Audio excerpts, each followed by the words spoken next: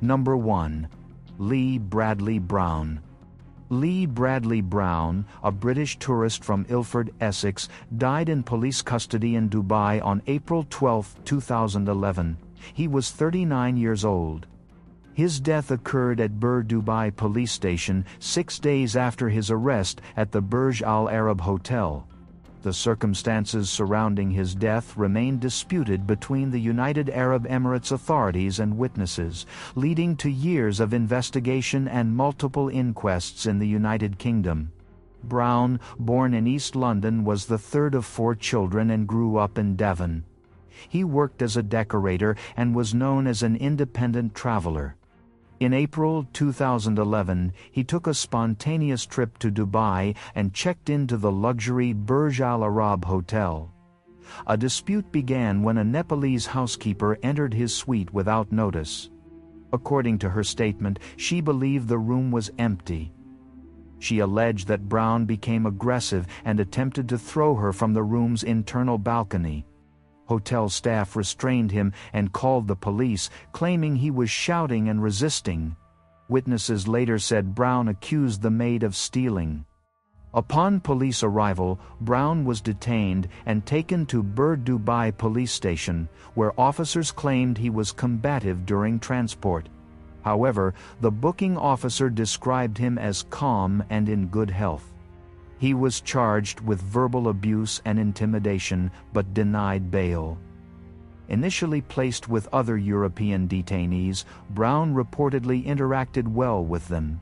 Later, after a visit to the prosecutor's office, he returned with visible injuries and was transferred to solitary confinement. Other inmates said he appeared bruised, half-naked, and in restraints, repeatedly asking for help.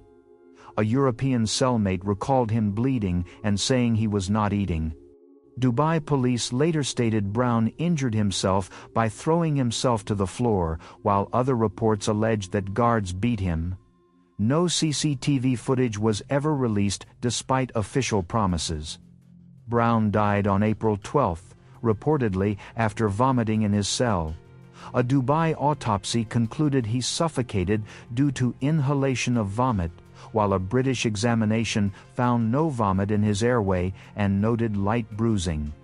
An inquest held in East London in 2012 returned an open verdict due to conflicting evidence.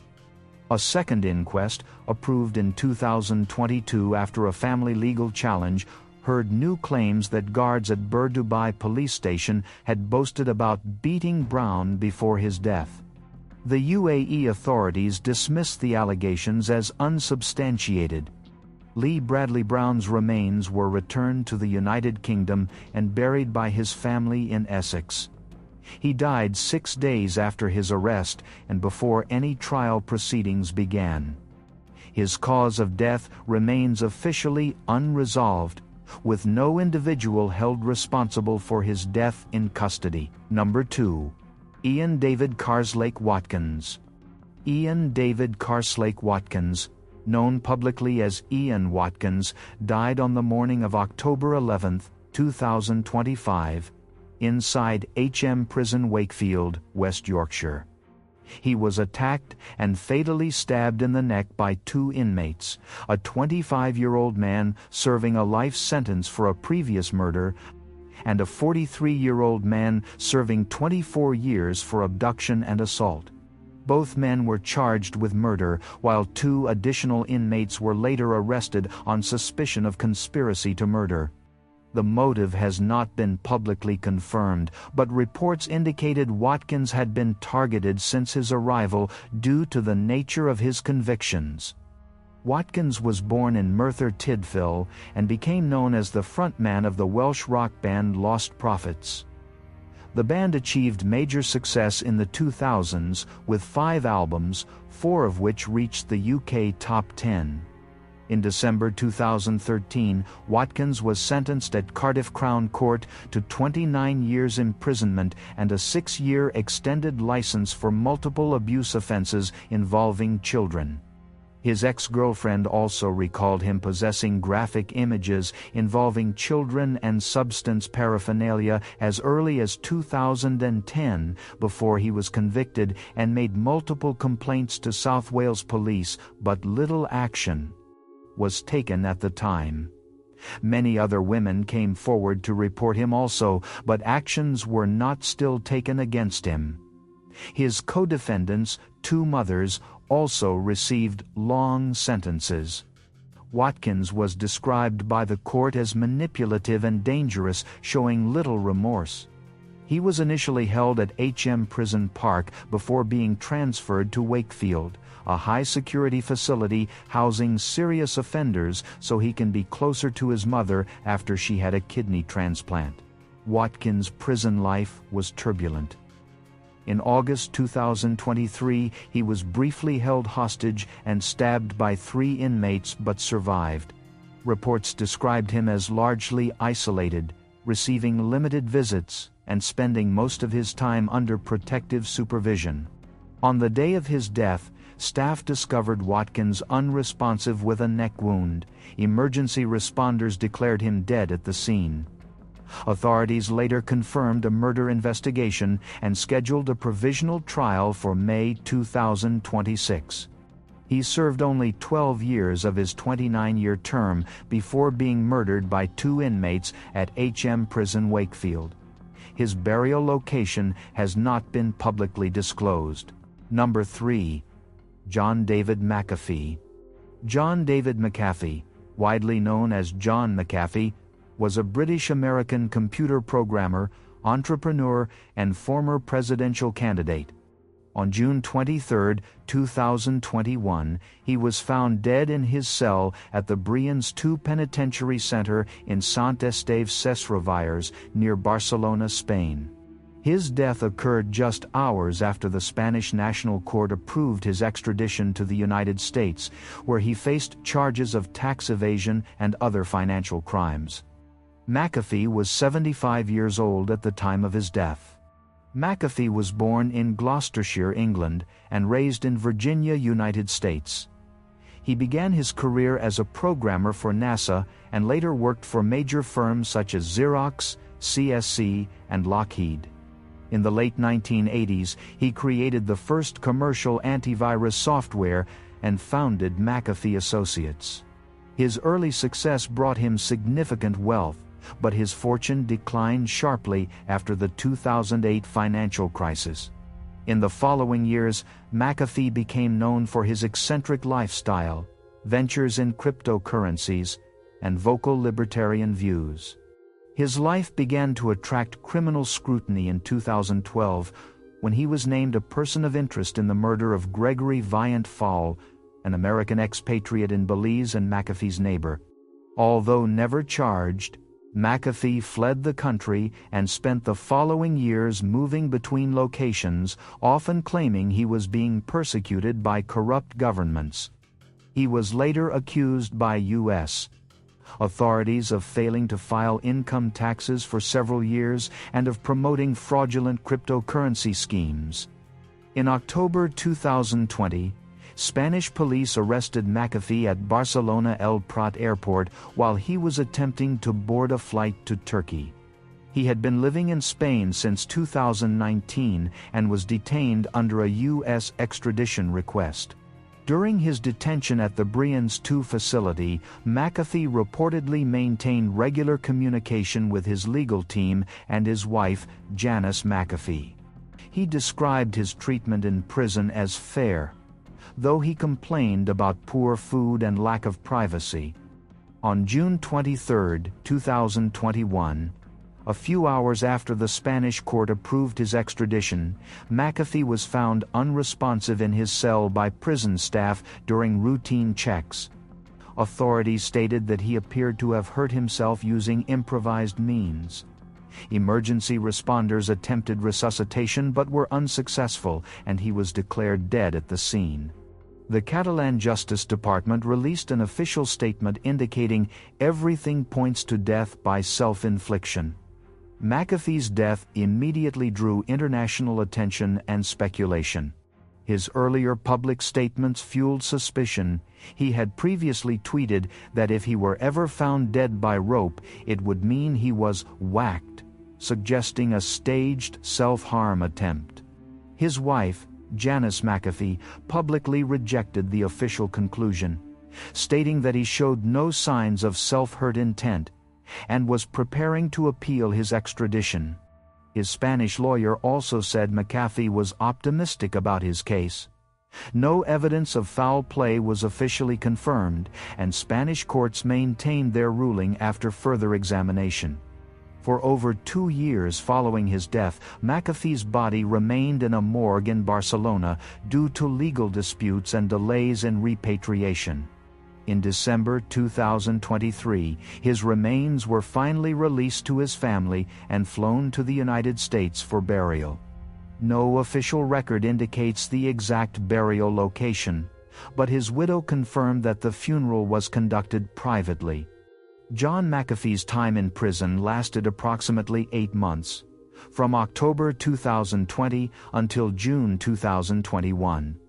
He never faced trial or sentencing in the United States. His case remains an unusual blend of technological innovation, personal controversy, and unresolved suspicion. As of the present, his death remains officially recorded as self-hurt by rope at the Brians II Penitentiary Center, with no criminal charges filed against any other party in connection with his death. Number 4. Sandra Annette Bland.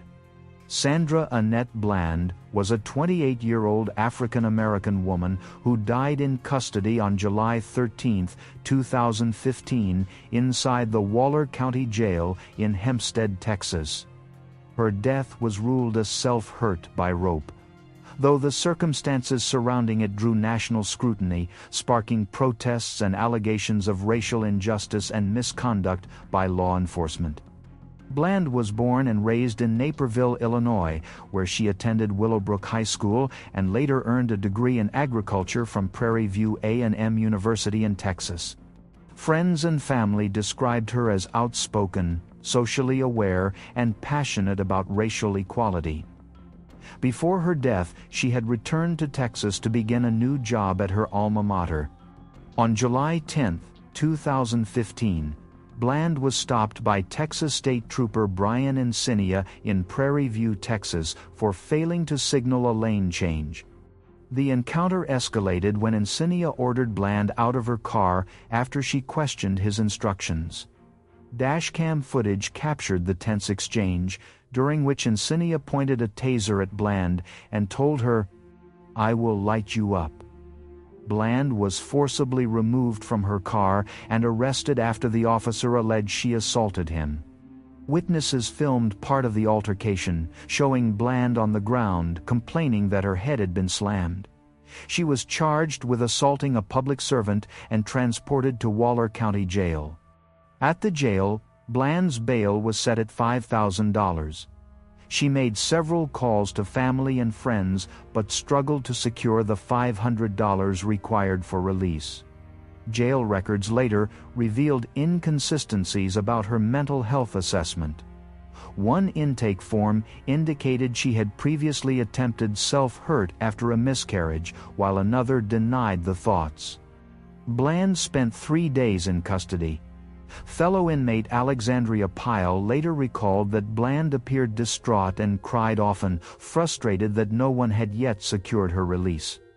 On the morning of July 13th, a guard offered her breakfast, which she declined. Roughly an hour later, at about 9 a.m., officers discovered Bland unresponsive in her cell. She was found in a semi-standing position, suspended from a metal partition using a plastic garbage bag.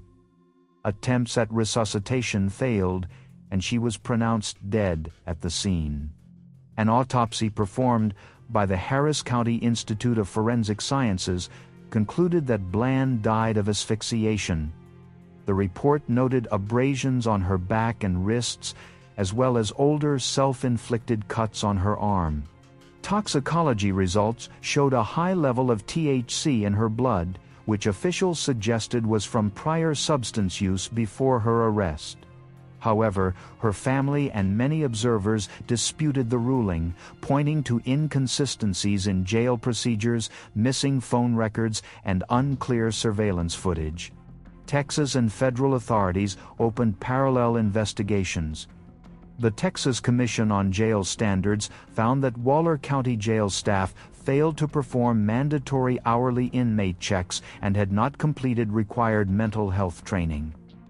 The FBI also joined the investigation. No one was criminally charged for her death. In December 2015, a grand jury declined to indict any jail officials. However, the following month, Brian Encinia was indicted for perjury for making false statements about the arrest. He was later fired and permanently banned from law enforcement in 2017 after the charge was dismissed in exchange for his agreement to end his policing career. Bland's family pursued a civil wrongful death lawsuit against Waller County, the Sheriff's Office, and the Texas Department of Public Safety. In September 2016, they reached a settlement worth $1.9 million, which also required jail procedural reforms. Bland's death led to widespread public reaction. Protests and vigils were held across the United States, and her name became a rallying cry within the Black Lives Matter movement. In 2017, the Texas legislature passed the Sandra Bland Act, which mandated mental health evaluations for inmates, de-escalation training for police, and stricter procedures for investigating in-custody deaths. Sandra Bland's funeral was held on July 22, 2015, at the DuPage African Methodist Episcopal Church in Lisle, Illinois. She was buried in her home state, surrounded by family. Sandra Annette Bland served no sentence, as she was awaiting trial at the time of her death. She died 3 days after her arrest, under conditions later determined to have violated state jail standards. As of later investigations, no one has been convicted or held criminally responsible for her death at Waller County Jail, Texas. Number 5. Otto Frederick Warmbier. Otto Frederick Warmbier, a 21-year-old American college student from Cincinnati, Ohio, entered North Korea on December 29, 2015, as part of a guided tour organized by a Chinese-based travel company, Young Pioneer Tours. His visit was intended to last 5 days, serving as a detour before beginning a study program in Hong Kong. On January 2, 2016, as he prepared to depart Pyongyang International Airport, North Korean security agents detained him without warning. Witnesses from his tour group recalled that he was quietly led away by guards, showing no resistance. North Korean state media later accused Warmbier of committing a hostile act against the state. Weeks later, he was publicly charged with attempting to steal a propaganda poster from a restricted area of the Yanggakdo International Hotel. During a press event in February, Warmbier appeared to deliver a confession, visibly emotional, apologizing and asking for forgiveness. Observers noted signs of distress and speculated the statement had been made under duress. On March 16, 2016, after a 1-hour trial in North Korea's Supreme Court, he was convicted of subversion and sentenced to 15 years of imprisonment with hard labor.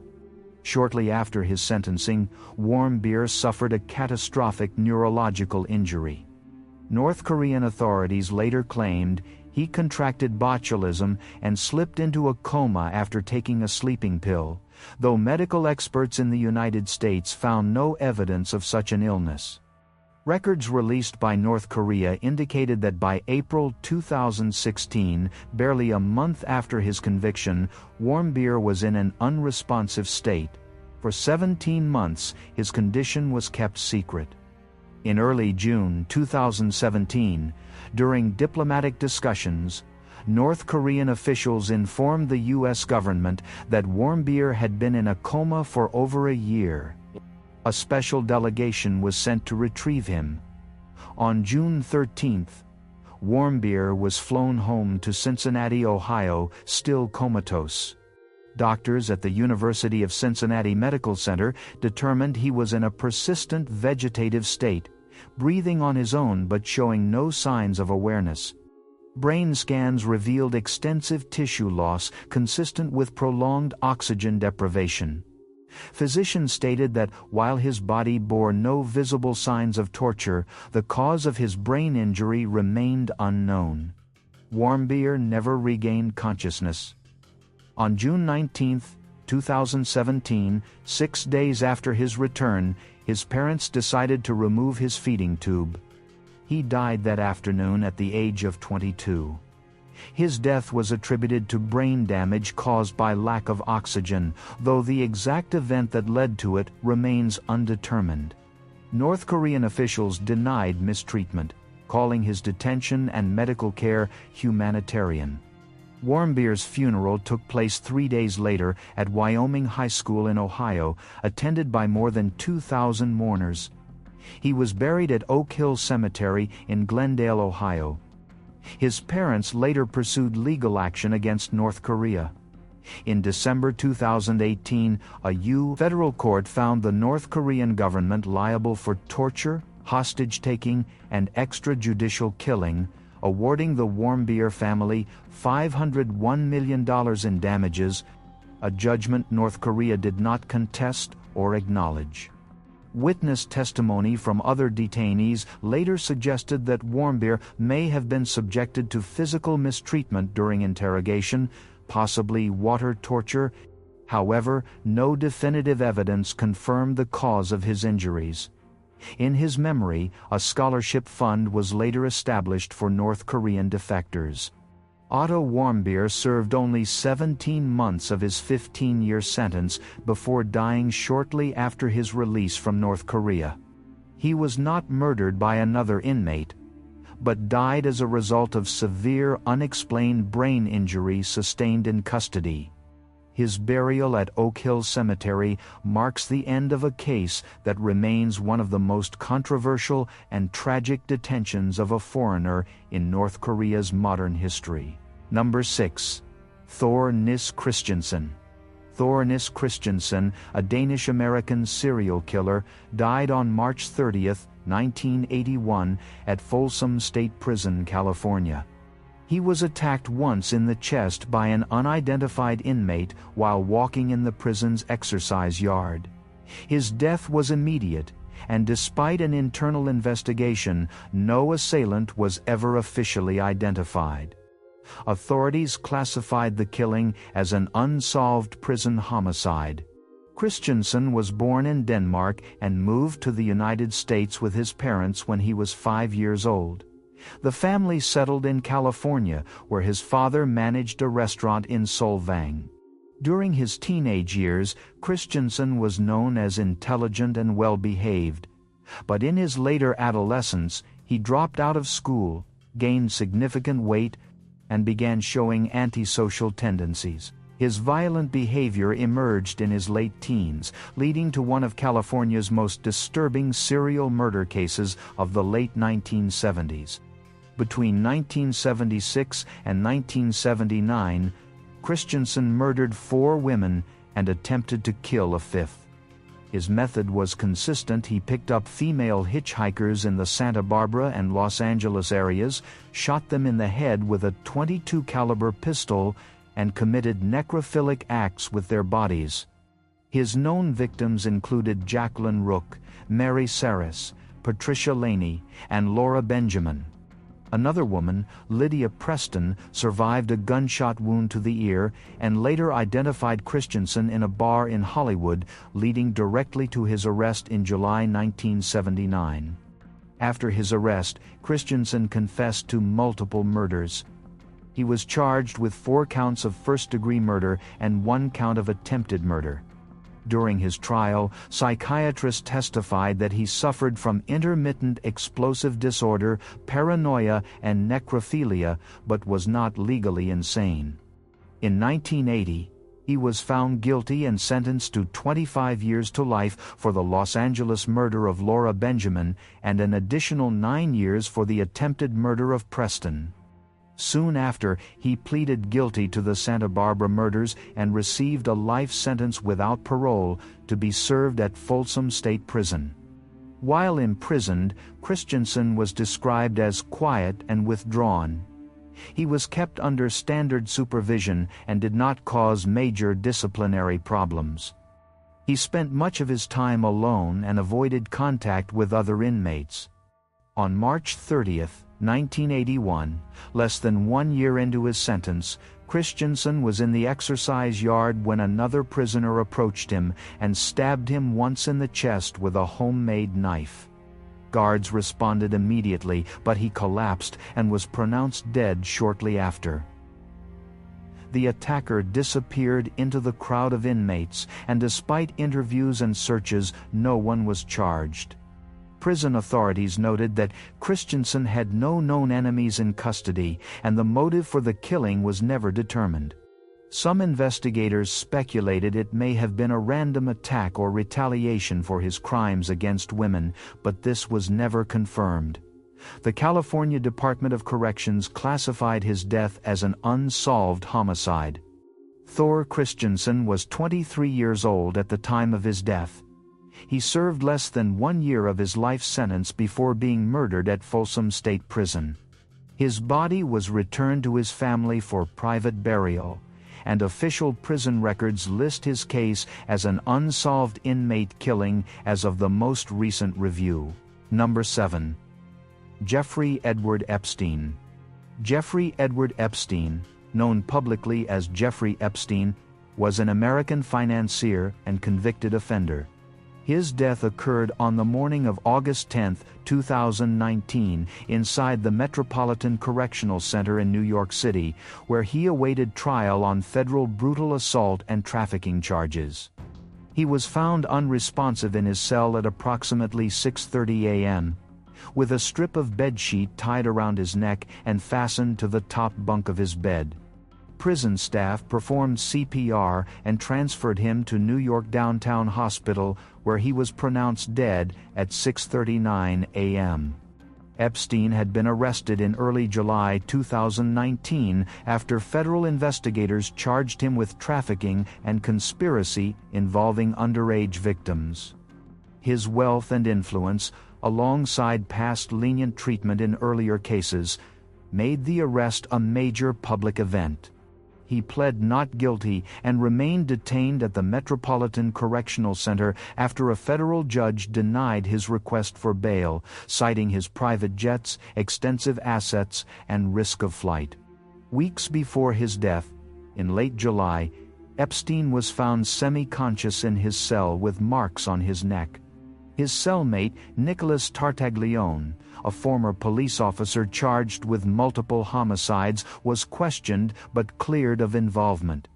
After this incident, Epstein was placed on a secure watch for 6 days, where he was kept under constant observation and denied access to items that could be used for self-hurt.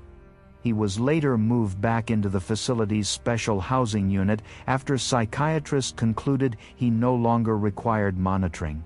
Epstein's final evening on August 9th began with a meeting with his attorneys, who later described him as calm and even optimistic about his pending appeal. His cellmate had been transferred earlier that day, leaving Epstein alone. 2 guards assigned to his tier, Tova Noel and Michael Thomas, were required to check him every 30 minutes. They did not. Investigations later revealed that both guards slept intermittently for about 3 hours and falsified logs to cover up missed rounds. 2 surveillance cameras near Epstein's cell malfunctioned that night, and another produced unusable footage. When guards began distributing breakfast at dawn, they found Epstein kneeling beside his bunk, motionless, with a bedsheet around his neck.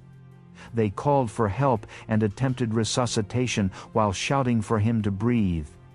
Emergency responders transported him to the hospital, but he was declared dead within minutes.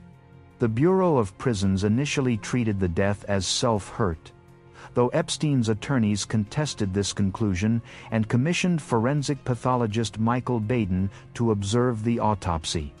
New York City's chief medical examiner Barbara Sampson ruled the death a self-hurt by hanging. Baden later disagreed, citing fractures in Epstein's hyoid and thyroid cartilage that he considered more consistent with strangulation. Other medical experts countered that such injuries could also occur in suicidal hangings, particularly in older men. Despite widespread speculation, multiple official reviews, including a detailed Department of Justice Inspector General investigation in 2023, confirmed that Epstein had died by self-hurt, attributing the event to systemic negligence and gross staff misconduct rather than outside interference. Strangely, Jean-Luc Brunel, a French modeling agent with ties to Jeffrey, was found dead in the same method in his jail cell at La Santé prison in Paris on the 19th of February 2022, while awaiting trial on charges of assault and trafficking. His death closely mirrored that of Jeffrey's, indicating some kind of foul play. After Epstein's death, charges against him were dismissed. His estate was placed under the control of executors named in his final will, signed 2 days before he died. His body was claimed by his brother Mark Epstein and buried in an unmarked grave beside his parents at the Star of David Mausoleum in Palm Beach, Florida. Epstein served only 35 days in federal custody in 2019 before his death ended all pending criminal proceedings. His passing prompted major policy reviews of inmate monitoring in federal facilities and led to the indictment of the 2 guards on duty for falsifying records. The official record, reaffirmed years later, remains that Jeffrey Edward Epstein died by suicide at the Metropolitan Correctional Center in New York City, having served less than 2 months of pretrial detention before his death. Number 8. Anthony McKnight. Anthony McKnight, born in the United States in 1954, served in both the U.S. Army and Navy before becoming known for a string of violent crimes in California. Between September 1985 and January 1986, McKnight committed a series of brutal attacks in Oakland, California. His victims, young black women and girls, were assaulted, stabbed, and in several cases murdered. Over 5 months, at least 5 women were murdered, and 5 others survived assaults linked to him. McKnight was described by those who knew him as friendly and outgoing. He married in 1983 and had 1 child, giving no indication of his violent double life. That same year, he was arrested for an attempted assault but was released after paying a fine. His fingerprints, however, were entered into a law enforcement database, a record that would later help identify him. His pattern of violence began to emerge in late 1985. In October, he assaulted and stabbed a young woman, leaving her for dead. Over the following months, he committed similar assaults, often luring victims into isolated areas before attacking them. Survivors gave police a description of a bearded man in his early 30s who drove a distinct vehicle. By January 1986, authorities connected the suspect to McKnight, who was stationed nearby at the Naval Air Station Alameda. McKnight was arrested on January 24, 1986, after several survivors identified his photograph. At that time, investigators could not directly link him to the unsolved murders, and he was convicted only of assault and attempted murder. In 1987, he received a 63-year prison sentence and was incarcerated at Salinas Valley State Prison. 12 years later, advances in DNA testing reopened old Oakland homicide cases. In the early 2000s, investigators compared DNA from the murder scenes to McKnight's sample from the California Combined DNA Index System. The results tied him to 5 murder victims: 22-year-old Betty Stewart, 17-year-old Diane Stone, 13-year-old Talita Dixon, 18-year-old Monique Davis, and 24-year-old Beverly Bryant. Each victim had been brutally murdered within months of one another. McKnight was formally charged with 5 counts of first-degree murder with special circumstances, making him eligible for the death penalty. His trial began in August 2008, and prosecutors presented overwhelming DNA evidence. McKnight maintained his innocence throughout. On November 17, 2008, he was convicted and sentenced to death. Transferred to San Quentin State Prison, McKnight spent the remaining 11 years of his life on death row. He maintained little public contact and did not issue any final statements or confessions. Prison records describe him as a quiet inmate who rarely interacted with others. On October 17, 2019, Anthony McKnight was found dead in his cell at age 65. The cause of death was listed as unspecified natural causes. He served 33 years in custody, including 11 on death row, before his death at San Quentin State Prison. His remains were not publicly claimed, and his burial was handled through the state's standard procedure for deceased inmates. As of today, his case remains closed, and the full details surrounding his final moments in prison have never been disclosed. Number 9. Kenneth Michael Trentadue. Kenneth Michael Trentadue died on the 21st of August, 1995, inside his cell at the Federal Transfer Center in Oklahoma City, Oklahoma. Officially, his death was ruled a self-hurt, but physical evidence, conflicting witness statements, and obstruction in the subsequent investigation led many, including medical examiners and his family, to believe that he was murdered while in federal custody. His death remains one of the most disputed cases of alleged abuse and cover-up in modern U.S. prison history. Kenneth Trentadue was born in West Virginia and raised in a coal mining family. When the mining industry declined, his family relocated to California, where he grew up and struggled through adolescence. In his late teens, he dropped out of school and later developed a heroin addiction after serving in the U.S. Army. His criminal record began with non-violent bank robberies committed using a toy gun, for which he was sentenced to 20 years but served 6 before his release in 1988. Afterward, he married, found steady work in construction, and lived quietly with his wife and newborn son, Vito.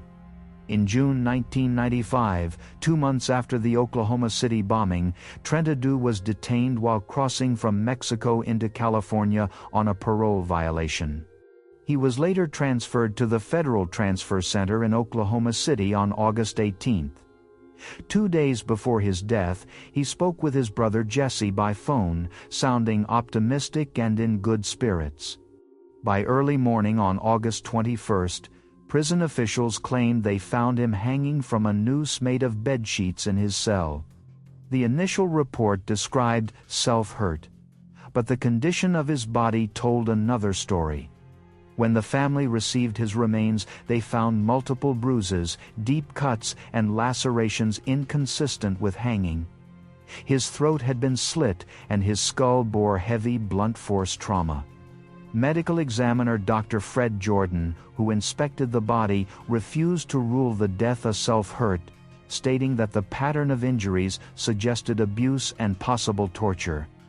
Kevin Rowland, the chief investigator for the state medical examiner's office, filed a formal complaint to the FBI, noting that he had been denied entry to the cell and that it had been cleaned before forensic examination, a direct violation of investigative procedure. Federal agents listed murder and foul play suspected in their own internal notes. The Bureau of Prisons convened an internal inquiry, shielding much of its evidence under attorney work product privilege, effectively barring public release. Family members and investigators later alleged that Trentadue was mistaken for Richard Lee Guthrie, a member of the Aryan Republican Army and suspected associate of Oklahoma City bomber Timothy McVeigh. Guthrie and Trentadue bore striking physical similarities, including similar height, build, dark hair, and nearly identical tattoos. Both men also resembled the composite sketch of John Doe No. 2, a figure believed to be connected to McVeigh. McVeigh himself, during conversations on death row, told fellow inmate David Paul Hammer that he believed Trentadue had been mistaken for Guthrie and beaten to death during interrogation. Less than 1 year later, Guthrie was also found dead in his cell in what was again ruled a suicide. Another potential witness, inmate Alden Gillis Baker, who claimed to have seen guards enter Trentadue's cell the night he died, was later found hanged in his cell under similar circumstances. The official investigations that followed were repeatedly criticized for lack of transparency. The Department of Justice's Civil Rights Division and a federal grand jury both declined to press criminal charges. Dr. Jordan continued to insist that the death was likely homicide, but under mounting pressure from federal officials, he changed the cause of death from unknown to self-hurt in 1998. A reversal, he later said, was made under duress. In 1999, the U.S. Inspector General's report concluded there was no evidence of murder, but it did find that federal employees had given false testimony and mishandled the case. The Trentadue family filed a wrongful death lawsuit against the federal government, resulting in a $1.1 million award for emotional distress. However, the government appealed the decision multiple times before payment was eventually ordered. Despite this civil outcome, no individual was ever criminally charged. In 2008, the family offered a $250,000 reward for information leading to a murder conviction, and legal petitions for additional FBI documents continued for years afterward. Number 10. TaNeasha Arnae Chappell. TaNeasha Arnae Chappell, a 23-year-old black woman from Louisville, Kentucky, died on July 16, 2021, while in custody at the Jackson County Jail in Brownstown, Indiana. Her death followed more than 12 hours of recorded pleas for medical attention that were not properly addressed by jail staff.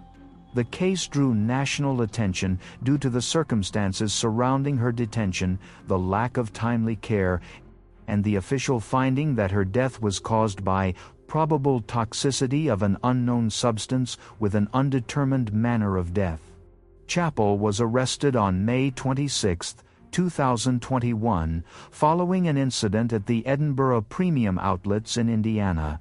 Police reports stated she fled a store with stolen clothing valued at over $3,000, leading officers on a high-speed chase through several counties. The pursuit ended when she crashed her vehicle near Sellersburg. She was arrested after being tased and examined at Schneck Medical Center before being booked into Jackson County Jail. She faced multiple charges, including theft, resisting law enforcement, reckless driving causing injury, and leaving the scene of an accident. Her bond was set at $4,000, which she could not pay, and a motion to reduce it was denied in early July. While in custody, Chappell reportedly told her family and cellmates that she feared for her life and was being harassed by other inmates and staff. Her sister, Ronacia Merle, later revealed that Chappell once found a noose placed in her bed. Despite the family's attempts to contact the jail about her safety, they received no response. On the night of July 15, Chappell began vomiting blood and complaining of severe abdominal pain and fever. Jail surveillance and audio evidence later confirmed that she repeatedly begged officers and the facility nurse, Edward Tan, to send her to a hospital. Over several hours, she continued to vomit and became progressively weaker. Inmates later testified that she was left unattended for long periods and denied water. Staff reportedly dismissed her distress as an exaggeration. It was not until the following afternoon, when she was found naked and unresponsive on her cell floor, that an ambulance was finally called. Chappell was transported to Schneck Medical Center in Seymour, Indiana, where she died less than 3 hours after arrival. Hospital staff initially suspected she had ingested a toxic substance such as antifreeze, ethylene glycol, but subsequent forensic testing could not confirm the presence of any poison. The autopsy conducted by the state pathologist listed her cause of death as probable toxicity of an unknown substance and the manner as undetermined. The Indiana State Police investigated but found no direct evidence of foul play or intentional poisoning. In December 2021, the Jackson County prosecutor declined to bring criminal charges against any staff or inmates, citing a lack of provable criminal conduct.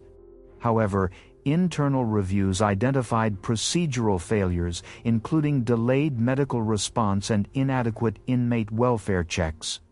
Nurse Edward Tan's professional license was later revoked by the state for medical negligence related to his treatment of Chappell.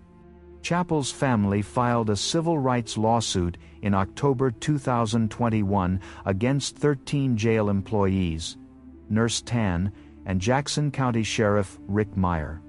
The suit alleged wrongful death through deliberate indifference and failure to provide adequate medical care. Prominent attorneys Ben Crump, Sam Aguiar, and Lonita Baker represented the family. In October 2025, Jackson County agreed to a settlement exceeding $5 million without admitting wrongdoing. TaNeasha Chappell was remembered by her family as a loving mother to her 10-year-old daughter and a joyful presence known for her humor and optimism. She had no prior major health conditions. Her final phone calls to family members days before her death were described as cheerful. Chappell's funeral took place in late July 2021 in Louisville, Kentucky, where she was buried near her childhood home. Her family continues to seek full accountability for her death. She served less than 2 months in pretrial detention before dying at the Jackson County Jail in Brownstown, Indiana.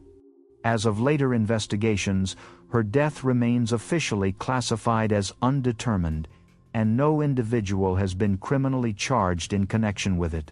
Number 11. Rocky Ali Beamon. Rocky Ali Beamon, born on the 10th of December 1977 in the United States, was serving a life sentence at the time of his death in custody.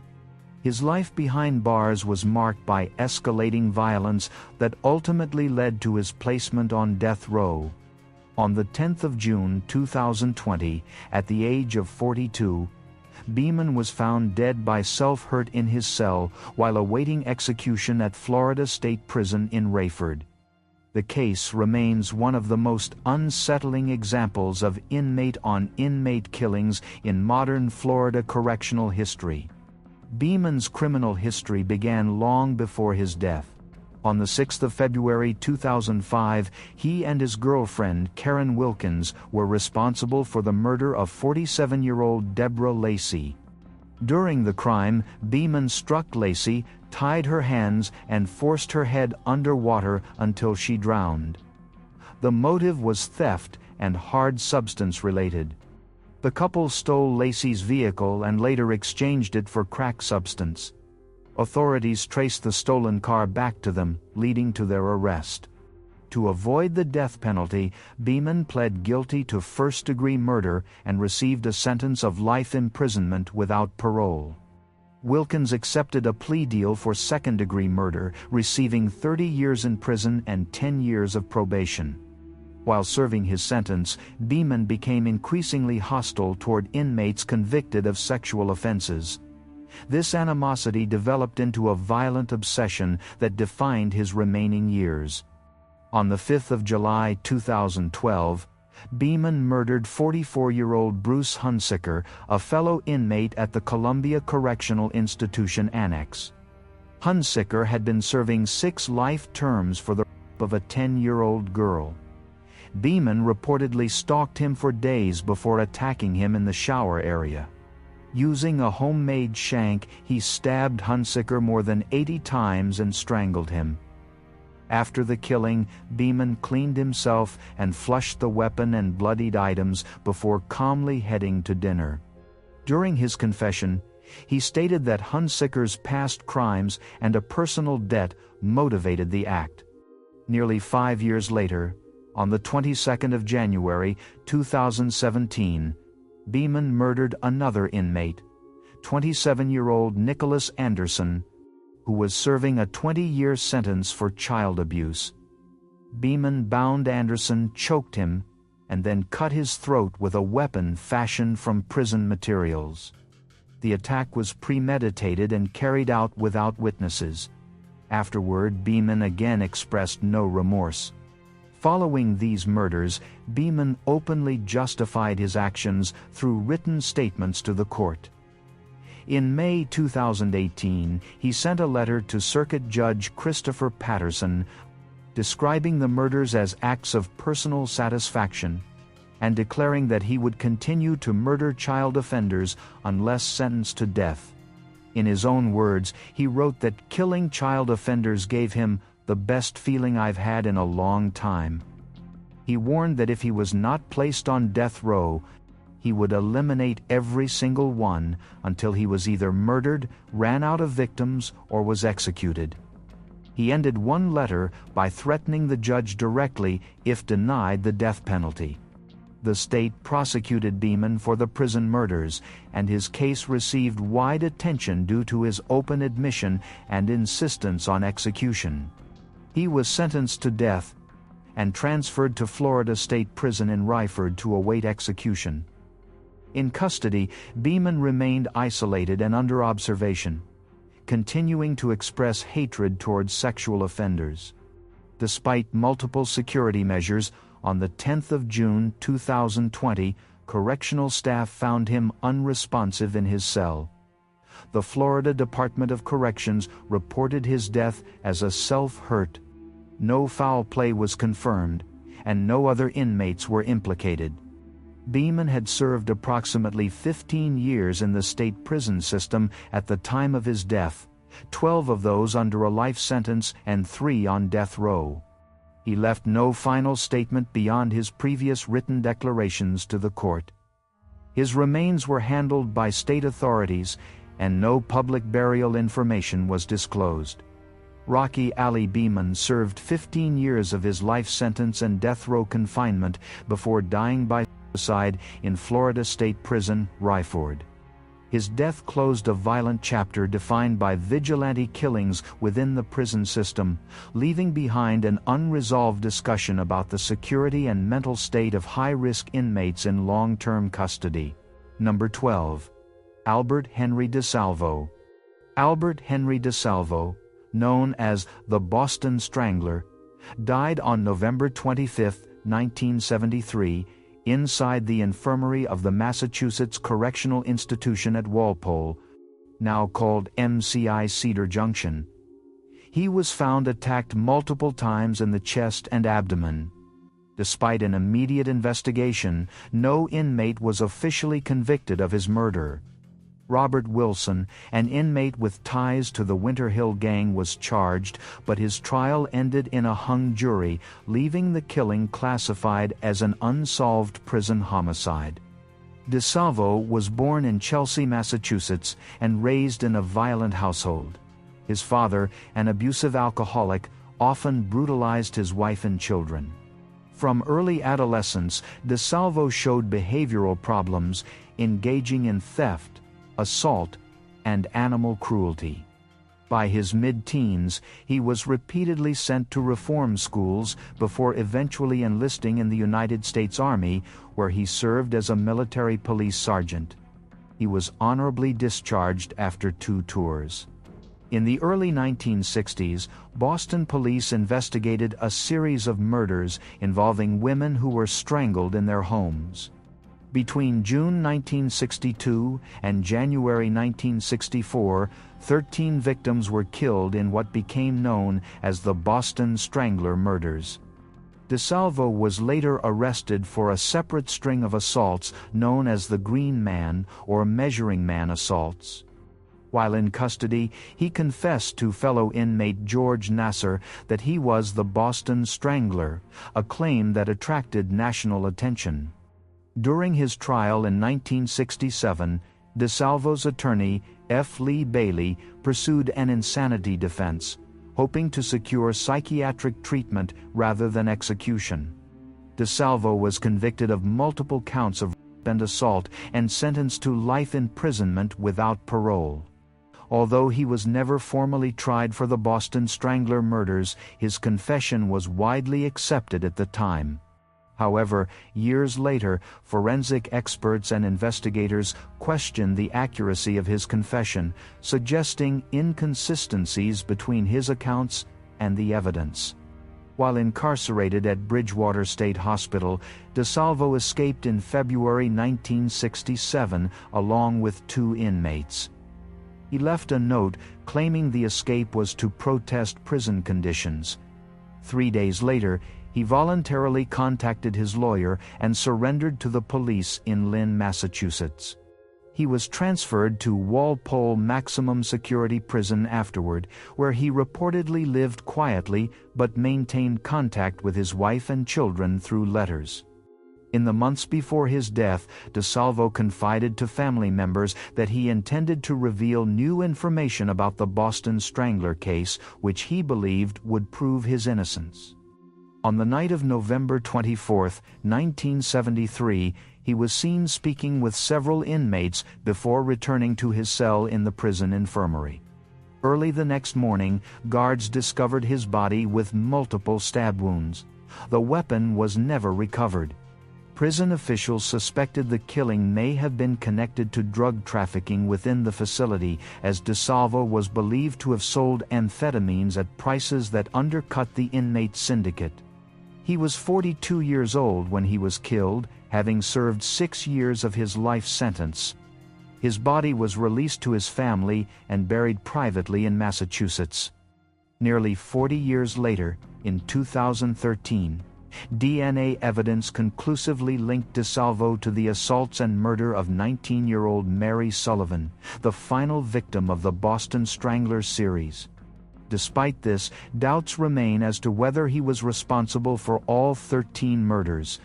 As of the official record, Albert Henry DeSalvo served only 6 years of his sentence before being murdered by an unidentified assailant in MCI Walpole, and his death remains an unsolved homicide. Number 13. Theodore John Kaczynski. Theodore John Kaczynski, known worldwide as the Unabomber, was born in Chicago, Illinois, and became one of America's most infamous domestic terrorists. A former mathematics prodigy and Harvard-educated scholar, he turned against industrialization and modern technology, leading a bombing campaign that spanned 17 years between 1978 and 1995. His homemade explosives killed 3 people and injured 23 others. Kaczynski's crimes were driven by his belief that technological advancement destroyed human freedom and nature. He mailed and hand-delivered bombs to universities, airlines, and corporate offices, sparking the longest and costliest investigation in the history of the Federal Bureau of Investigation. Kaczynski was arrested on April 3, 1996, after his brother David recognized the writing style of his published manifesto Industrial Society and Its Future and alerted the authorities. Inside his remote cabin near Lincoln, Montana, investigators found thousands of pages of handwritten notes, bomb-making materials, and one live explosive device ready for use. In 1998, he pleaded guilty to all charges in a deal that spared him the death penalty. He received 8 consecutive life sentences without the possibility of parole and was sent to the federal Supermax prison in Florence, Colorado, ADX Florence, where he lived in near total isolation for over 2 decades. In ADX Florence, Kaczynski lived quietly, spending most days writing letters, reading, and corresponding with journalists and academics. In 2021, the Bureau of Prisons transferred him to the Federal Medical Center in Butner, North Carolina, following a cancer diagnosis. Reports indicated that by 2023, he had stopped receiving treatment. On June 10, 2023, he was found unresponsive in his cell at the age of 81. Prison authorities later confirmed that he had died by suicide through hanging. The incident occurred in the early morning hours, and despite resuscitation attempts by staff, Kaczynski was pronounced dead shortly after being discovered. No foul play or external involvement was reported, and his death was ruled a suicide by the Federal Bureau of Prisons. The circumstances indicated that he had acted alone and planned the act in advance. His deteriorating health, isolation, and refusal of medical care in the months before his death were noted as possible contributing factors. Throughout his incarceration, Kaczynski maintained correspondence with researchers and ideological supporters who viewed his manifesto as a philosophical critique of industrialization. However, he never expressed regret for the bombings or the lives lost. He described his imprisonment as a continuation of his resistance against modern society, often stating in letters that life in confinement is still life outside the system. At the time of his death, Kaczynski had served 25 years of his multiple life sentences. His body was taken from the Federal Medical Center in Butner, North Carolina, and cremated under federal supervision. No public ceremony or burial location was disclosed. His personal writings and possessions were seized by the Federal Bureau of Prisons as part of the post-death administrative process.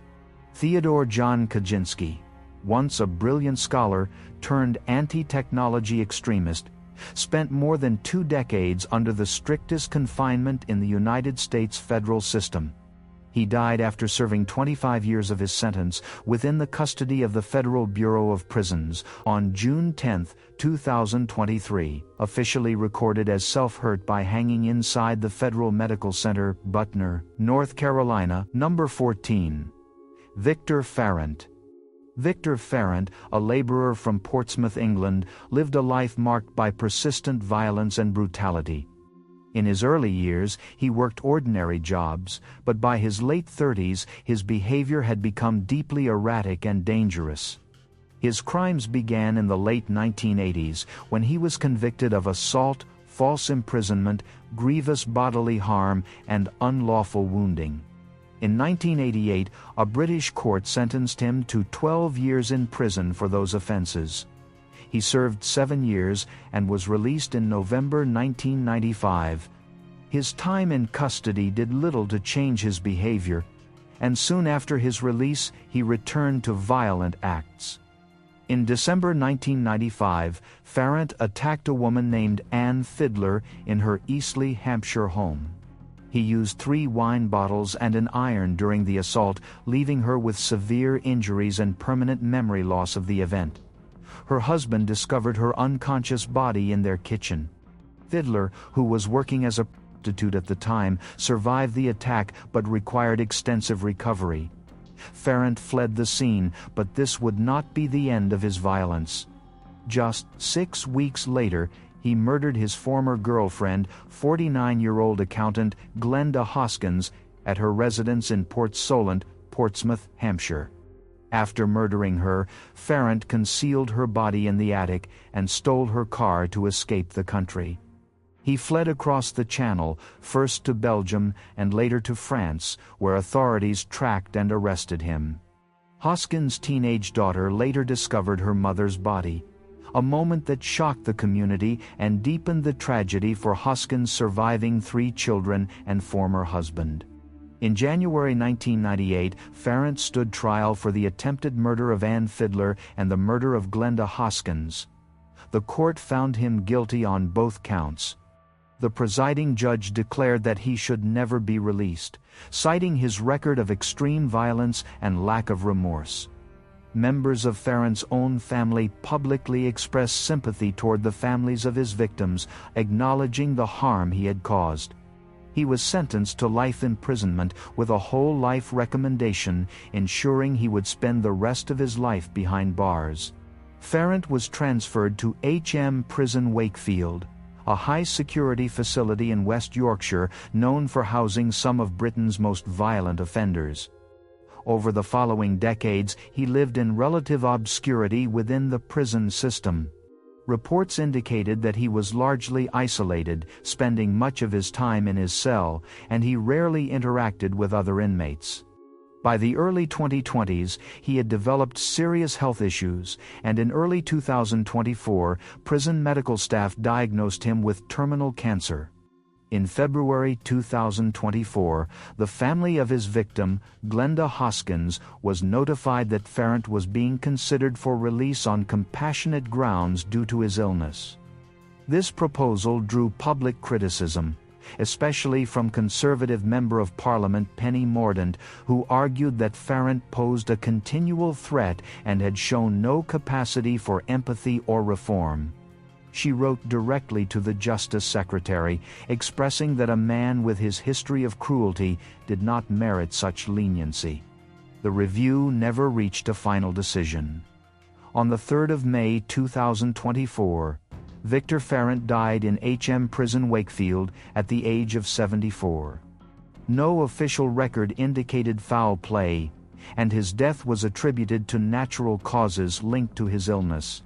His body was not publicly released, and his burial location was not disclosed, in keeping with prison policy for inmates who die in custody. He served approximately 26 years of his life sentence before his death. Number 15. Larry Eugene Price, Jr. Larry Eugene Price, Jr., 51 years old, died on August 29, 2021, while held at the Sebastian County Adult Detention Center in Fort Smith, Arkansas. He was not convicted of any crime at the time of his death, but was detained on a charge of terroristic threatening after an incident in which he entered the Fort Smith Police Department and mimicked a firearm gesture with his hand.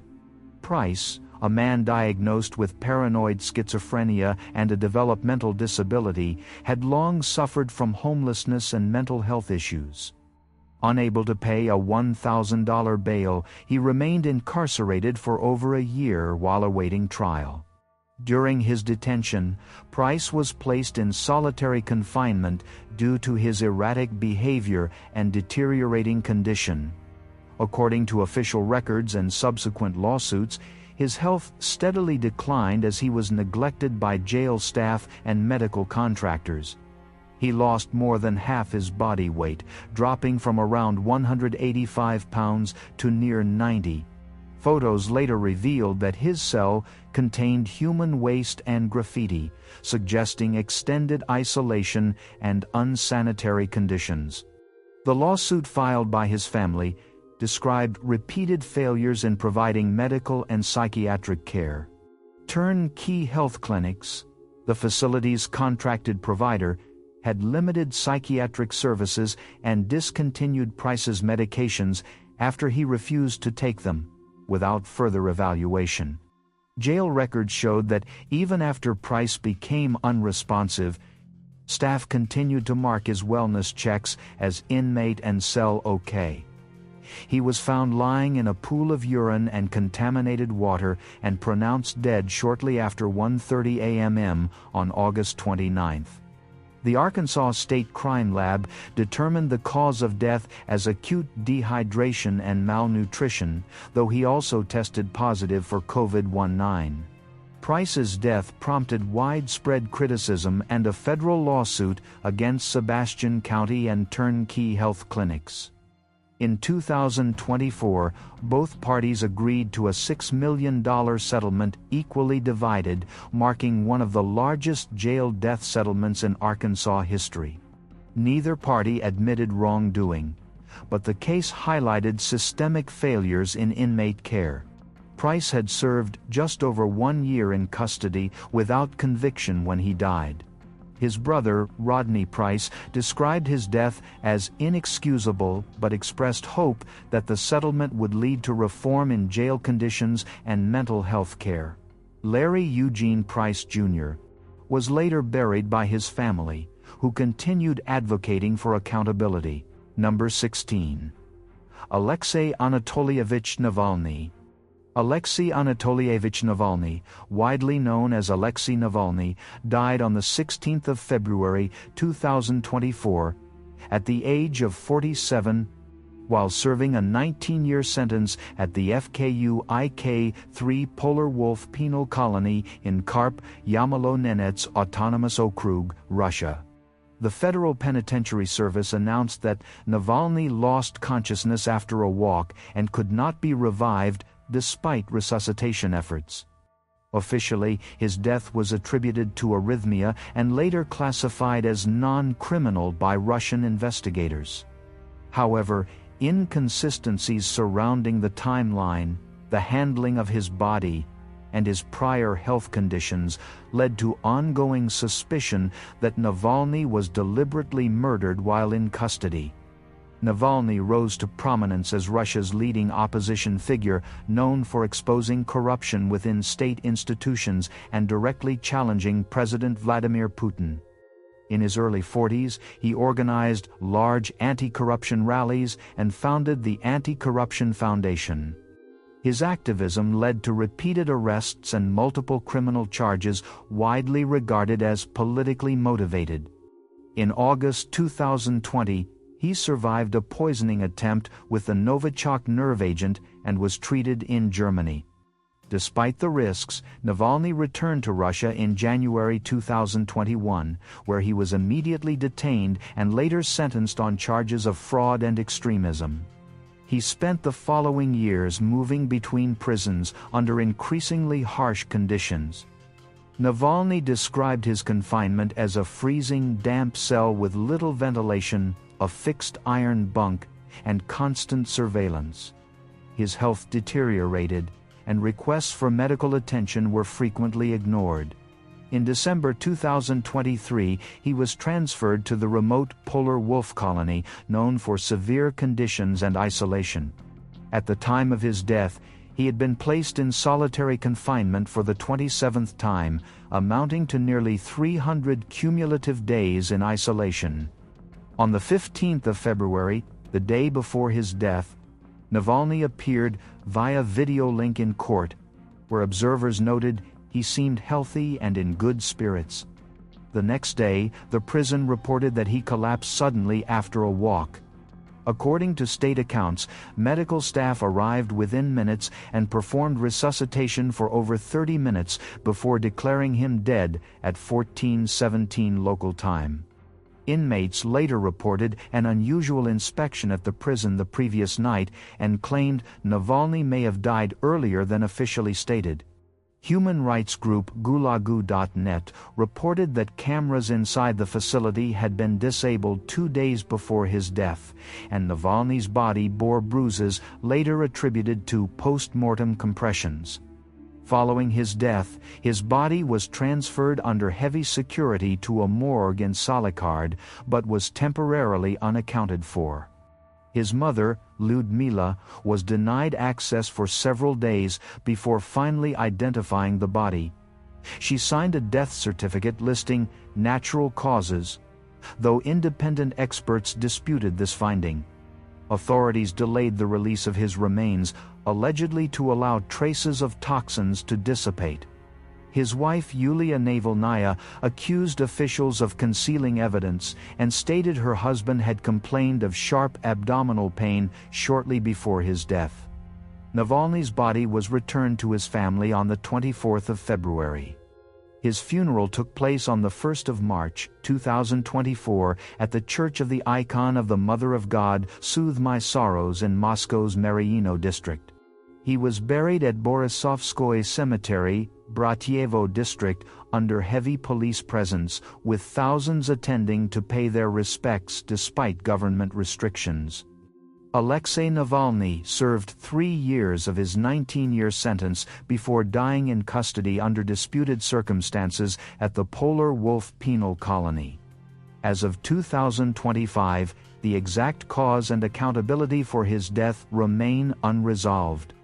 He was buried in Moscow after a prolonged state investigation and international outcry, officially listed as deceased by natural causes while still under Russian federal custody. Number 17. Maxim Sergeyevich Marcinkiewicz. Maxim Sergeyevich Marcinkiewicz, widely known as Tesak, meaning cleaver, died under unclear circumstances on the 16th of September 2020 in a pre-trial detention center in the Chelyabinsk region of Russia. He was 36 years old and serving his fourth prison sentence when he was found dead in his cell, reportedly by hanging.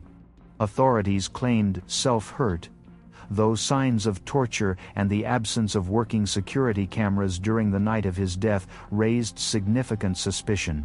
His attorney, Matvey Jen, contested the official version, arguing that Marcinkiewicz was in good spirits and cooperating with investigators at the time. Born in Moscow, Marcinkiewicz rose to prominence in his early 20s as the founder of the neo-Nazi group Format 18 and later the leader of the extremist Restruct movement. Known for his violent propaganda, he targeted migrants, homosexuals, and other minorities. His group's videos often depicted harassment and humiliation of victims under the pretense of patriotism. He also founded Occupy, a vigilante campaign that recorded and publicly shamed alleged sexual predators. Marcinkiewicz's activities drew widespread condemnation for promoting violence and hate crimes. His criminal record began in 2007 when he was first convicted for inciting racial hatred after performing Nazi salutes during a public event. In 2009, he received another 3-year sentence for publishing racist videos. He was released at the end of 2010, but was again arrested in 2014 for spreading extremist material and sentenced to 5 years in prison, later reduced to 2 years and 10 months. In 2017, he was convicted once more for organizing assaults on synthetic drug dealers and sentenced to 10 years in a strict regime penal colony. While serving that sentence, investigators reopened old murder cases involving hate-motivated killings from the late 1990s and 2000s.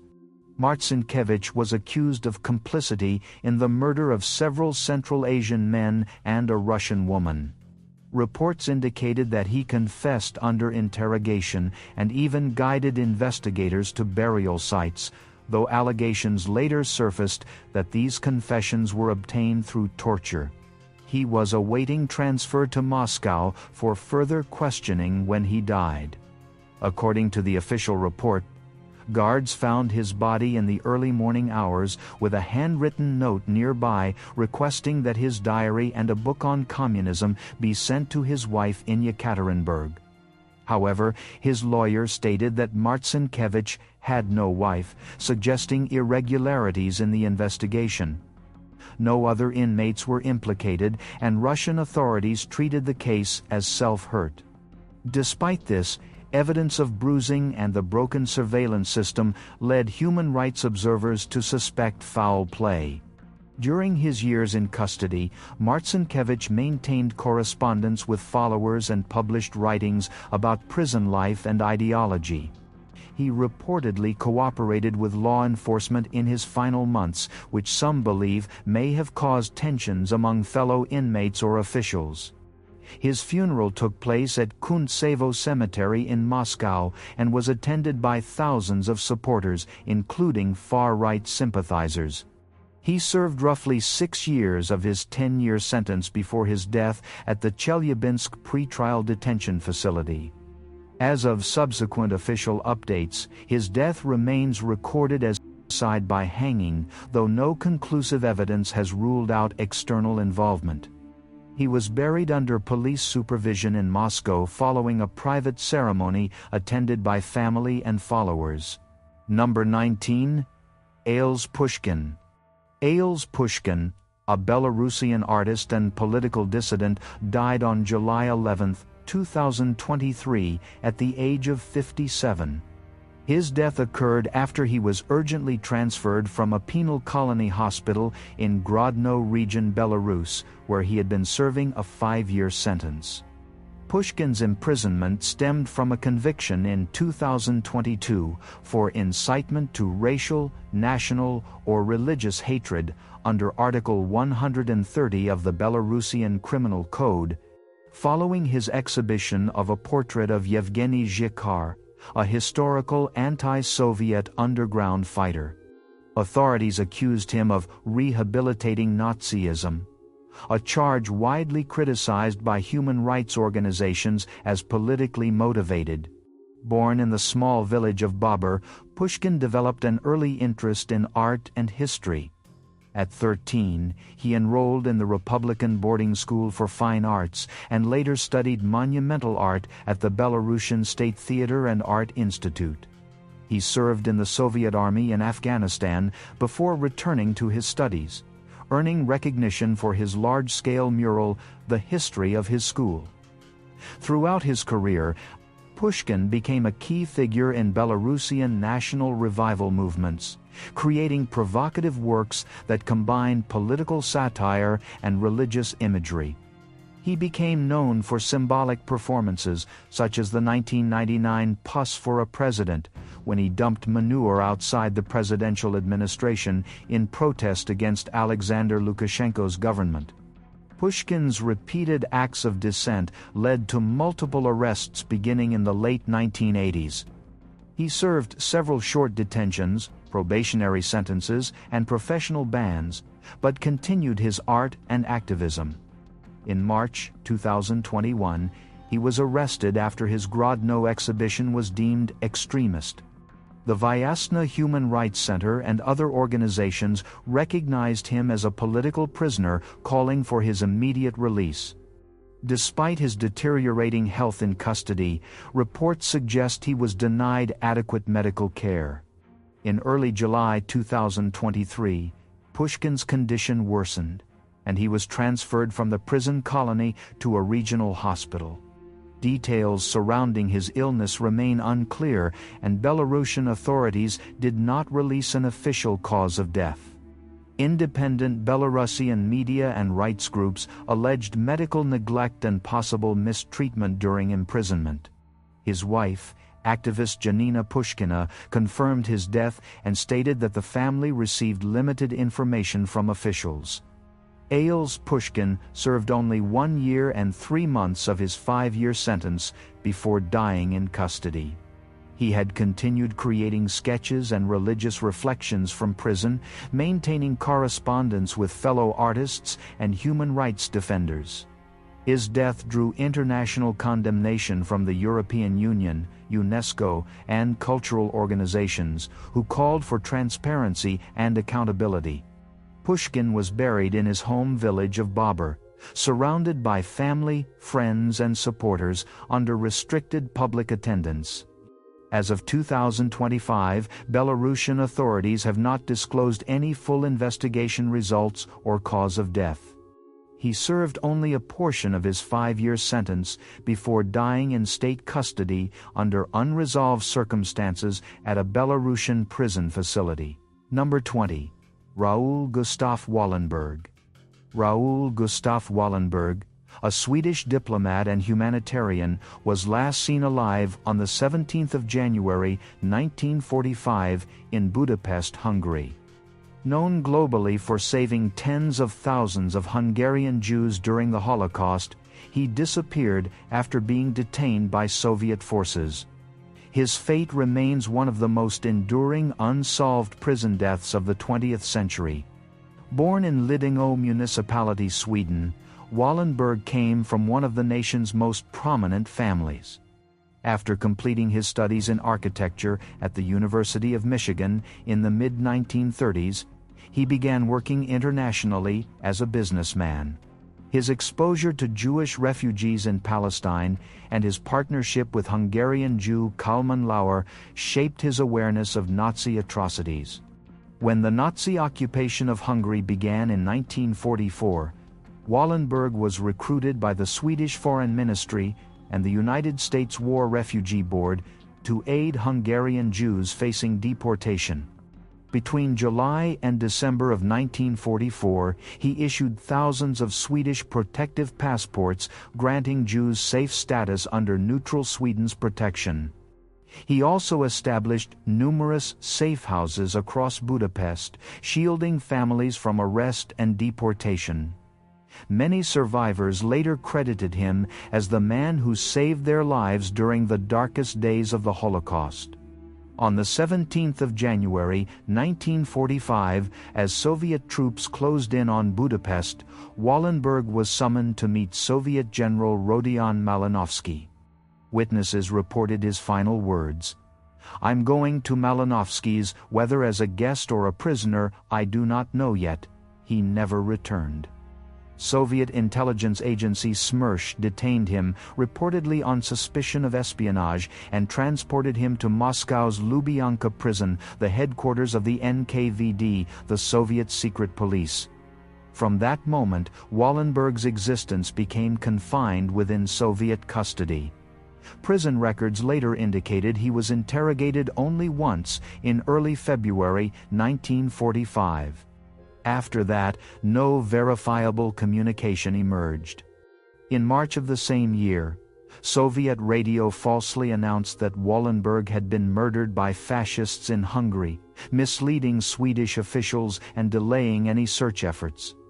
Years later, in 1957, Soviet authorities released a single document dated the 17th of July, 1947, claiming that Wallenberg died suddenly in his cell, allegedly from a heart attack.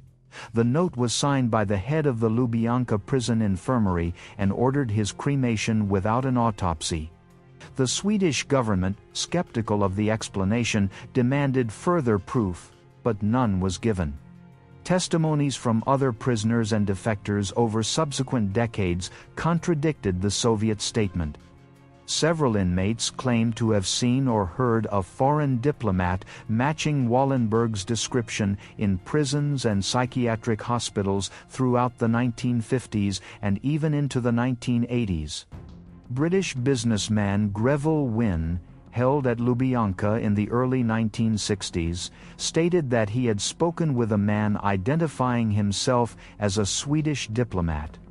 Similar accounts emerged from various Soviet facilities, though none were ever verified conclusively. In 1991, Russian investigator Vyacheslav Nikonov concluded that Wallenberg had likely been executed in late 1947 on direct orders from Soviet authorities. The precise reason remains disputed. Some reports suggest he was accused of aiding Nazi fugitives, others that his ties with the U.S. Office of Strategic Services led to espionage suspicions. Later disclosures, including the diary of former KGB chief Ivan Serov found in 2016, supported the theory that Wallenberg was liquidated in Lubyanka that same year. No grave or remains were ever found. In 1989, Soviet officials returned a handful of his personal items to his family, his passport, money, and notebooks, claiming they had been rediscovered in storage. The gesture, however, raised more questions than answers. In 2000, the Russian government posthumously exonerated Wallenberg and his driver, Vilmos Langfelder, recognizing them as victims of political repression. In 2016, the Swedish tax agency officially declared Wallenberg dead in absentia, setting his date of death as 31 July 1952, a procedural formality acknowledging decades of uncertainty. Raoul Wallenberg is believed to have been executed or died while imprisoned at Moscow's Lubyanka prison after serving roughly 2.5 years in secret Soviet custody. His body was never returned, and no burial record exists. As of today, his death remains officially unresolved, an enduring symbol of a man who saved thousands only to vanish behind prison walls in an unsolved act of political silence. Number 21. Shady Habash. Shady Habash, a 24-year-old Egyptian filmmaker, died on the 2nd of May 2020 inside Cairo's Tora prison. His death came after more than 2 years of pre-trial detention without a verdict, linked to a satirical music video mocking President Abdel Fattah el-Sisi. The video, performed by the exiled musician Rami Essam, criticized the government and triggered a wave of arrests, including Habash and 7 others accused of joining a terrorist group, spreading false news, and insulting the military. Habash's detention was part of a wider crackdown on dissent in Egypt, where artists, journalists, and activists faced growing persecution. Habash began his photography and video career as a teenager, developing a small production business by his early 20s. In March 2018, he was arrested in connection to the editing and release of Essam's song Balaha. Authorities charged him under Case No. 480 over 2018, though he never faced a formal trial. During his imprisonment at Tora, one of Egypt's most notorious facilities, he endured harsh conditions and medical neglect commonly reported by human rights organizations. On the 1st of May 2020, Habash's cellmates reportedly called for help after he began showing signs of severe illness. Witnesses inside the prison stated that their repeated pleas for medical attention were ignored for hours. By the time he was taken to the prison clinic, he was unconscious and could not be revived. The Egyptian prosecutor's office later released a statement claiming Habash had mistakenly consumed a bottle of alcohol-based hand sanitizer, believing it was water. Officials ruled his death as accidental alcohol poisoning. However, several organizations, including the Cairo Institute for Human Rights Studies, disputed this explanation, calling it a case of medical negligence and a failure of prison authorities to provide timely health care. Habash's death followed other similar incidents in Tora prison, including the deaths of political detainees such as Mustafa Qassem and former President Mohamed Morsi, which had drawn international criticism. His final months were marked by despair and isolation, especially after family visits were suspended due to the COVID-19 pandemic. In October 2019, 6 months before his death, Habash wrote a letter describing the psychological toll of prolonged imprisonment without trial, saying he was dying slowly. The letter was later made public after his passing. Following his death, Rami Essam released a song based on Habash's last letter, preserving his words as a tribute to his spirit and artistic courage. Egyptian authorities conducted an autopsy and declared no signs of foul play. His body was released to his family and buried in Cairo under quiet supervision. Shady Habash had spent just over 2 years in detention, never convicted nor sentenced. He died awaiting trial at Tora Prison, Cairo. His case remains emblematic of Egypt's suppression of artistic and political expression. As of subsequent years, official investigations have not been reopened, and his death remains listed as accidental alcohol poisoning during pretrial custody at Tora Prison. Number 22. Fernando Alberto Alban Salazar. Fernando Alberto Alban Salazar, a Venezuelan-Colombian lawyer, Catholic activist, and councilman of the Libertador municipality of Caracas, died in custody on the 8th of October 2018 inside the headquarters of the Bolivarian Intelligence Service, SEBIN, in Plaza Venezuela, Caracas. He was 56 years old at the time of his death. Authorities initially claimed suicide, stating he jumped from a 10th-floor window, but domestic and international investigators later confirmed he was killed by 2 SEBIN officers while under state custody.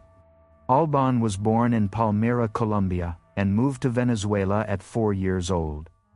He became a Venezuelan citizen while retaining his Colombian nationality, A graduate of the Central University of Venezuela, he practiced labor law and became a well-known community worker through the Archdiocese of Caracas.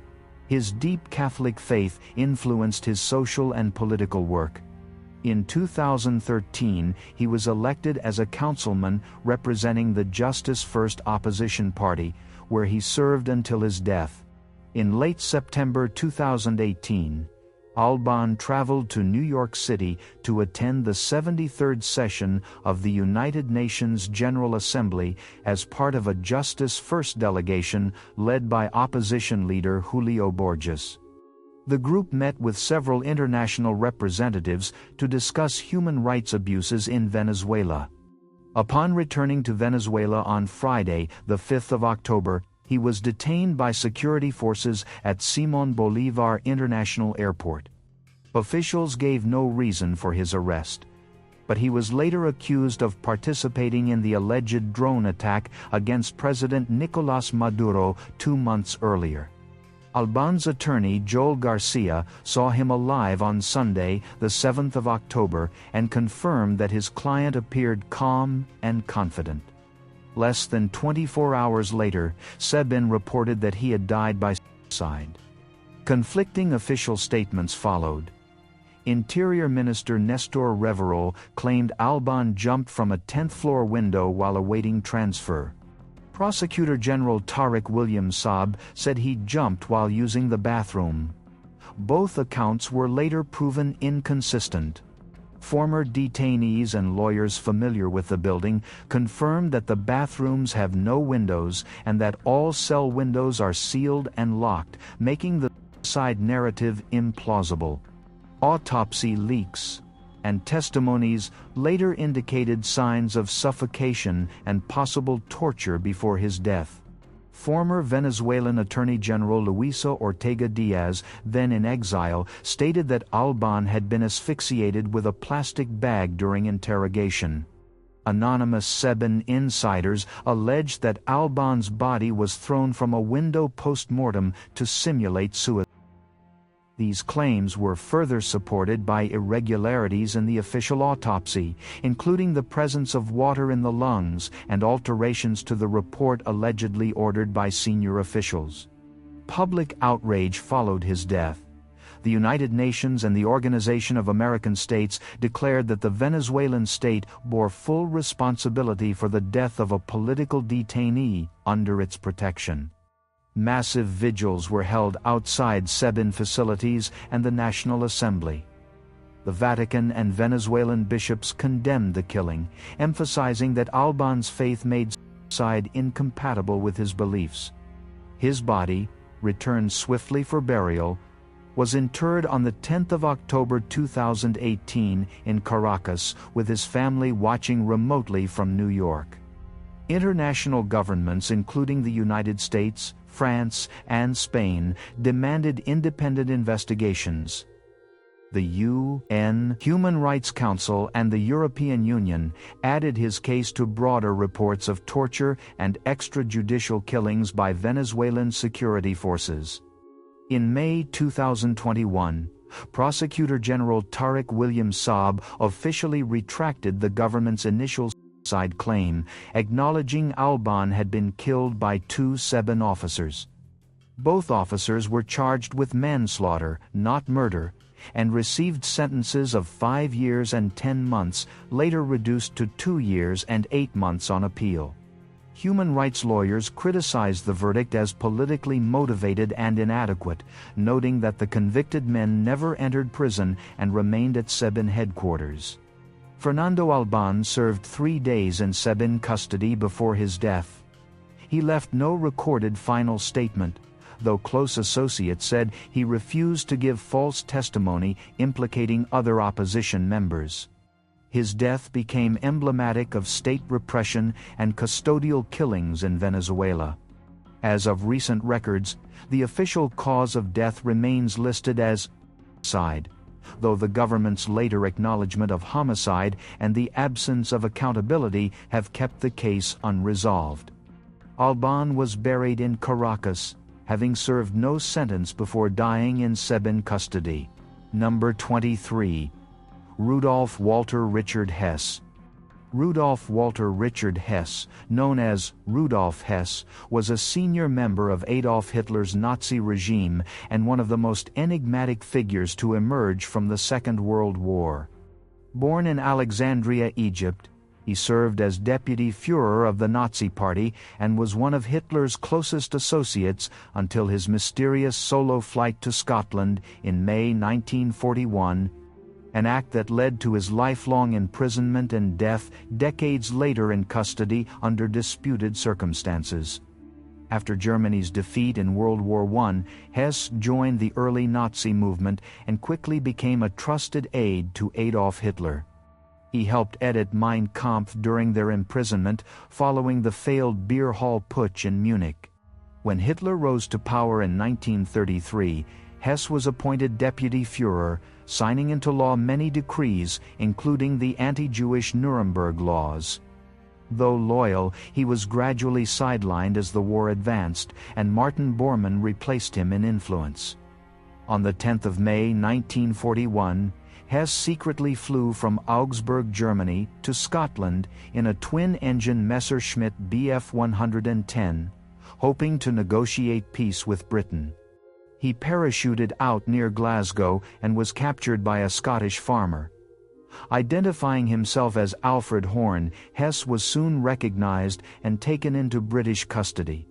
His flight shocked both Germany and Britain. Hitler, embarrassed by the act, declared Hess insane and stripped him of all titles, ordering his execution should he ever return. After the war, Hess stood trial at the Nuremberg trials in 1946. He was convicted of crimes against peace and conspiracy, but was acquitted of war crimes and crimes against humanity. The tribunal sentenced him to life imprisonment.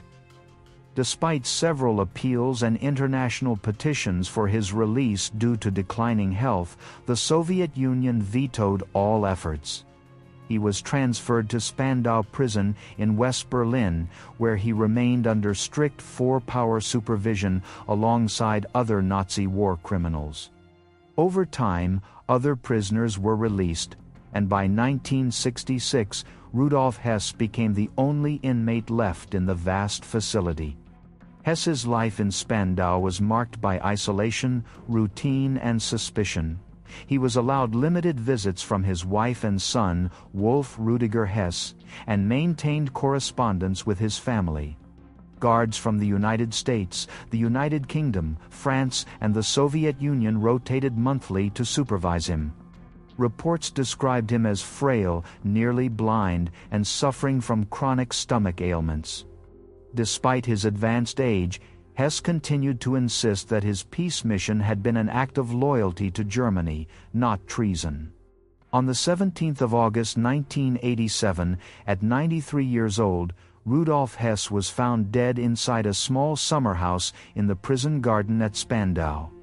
Official reports stated that he used an electrical extension cord to rope himself from a window latch. A British guard discovered him unresponsive, and medical staff attempted resuscitation without success.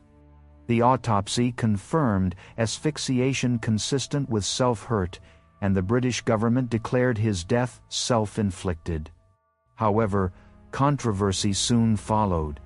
His family and several researchers claimed that Hess, weakened by age and physical incapacity, could not have tied or lifted himself into a position to hang. They alleged that he was murdered, possibly by intelligence operatives seeking to prevent his release and potential revelations.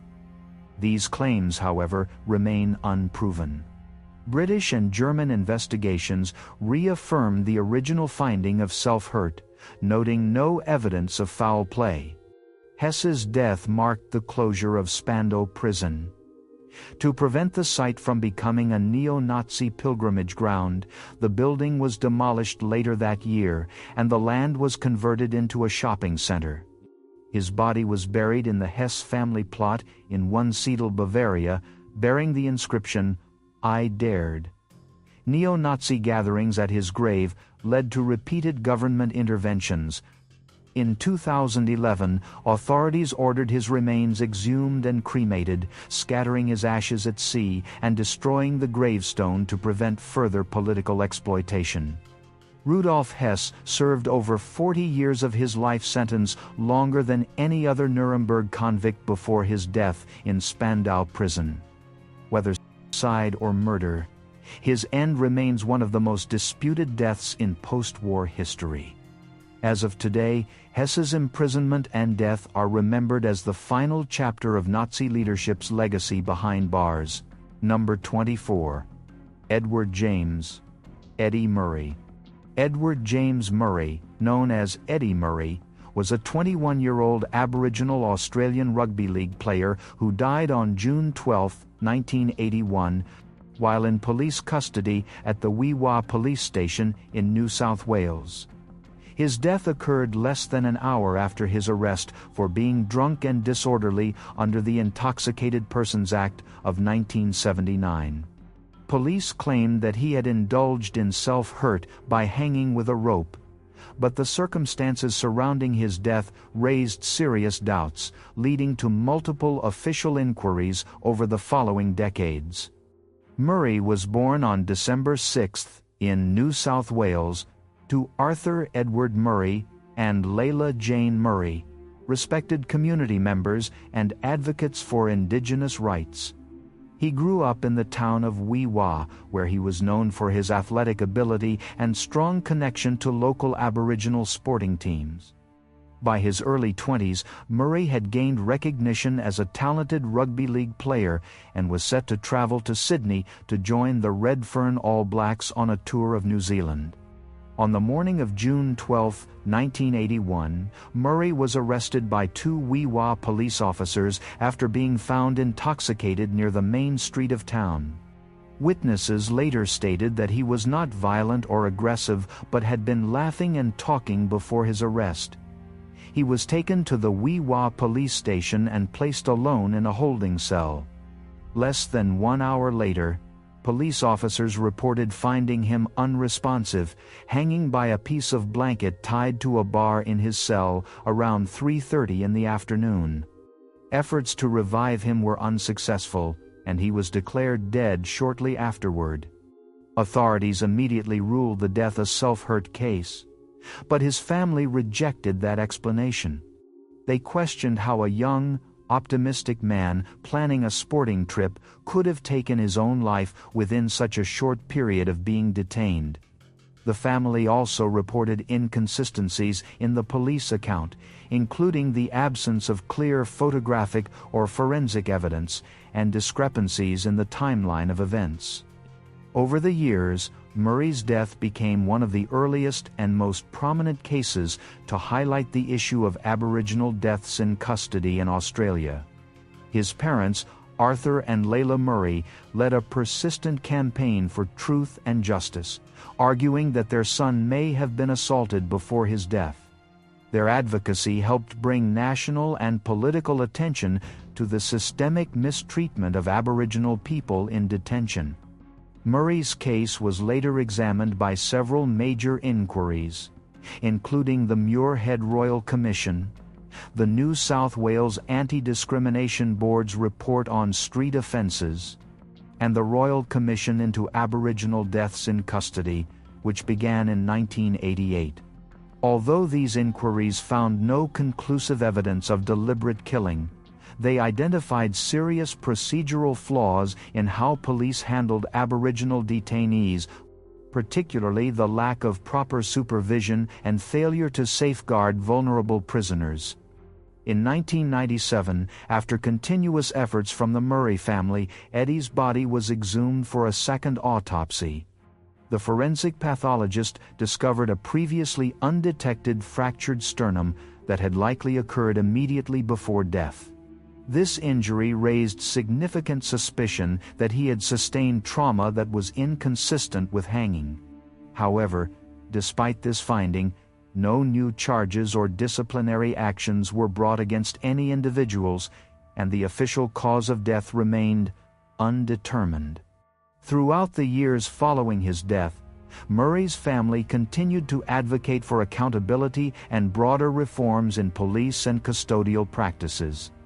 His father, Arthur Murray, became a well-known figure in the movement for justice for Aboriginal Australians, dedicating his life to campaigning against deaths in custody until his passing in 2002.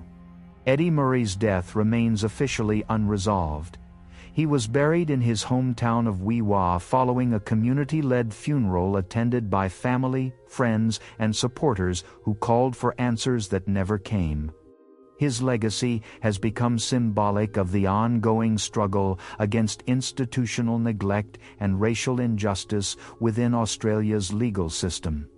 He served less than 1 hour in custody before being found dead in the Wee Waa police station. As of later investigations, his death remains unsolved, with no individual ever charged or held accountable. Eddie Murray is remembered as a young athlete whose life ended under unexplained and deeply contested circumstances. Thank you for watching. Check out these other interesting clips from the channel and be sure to subscribe and ring the bell to be notified about our latest videos.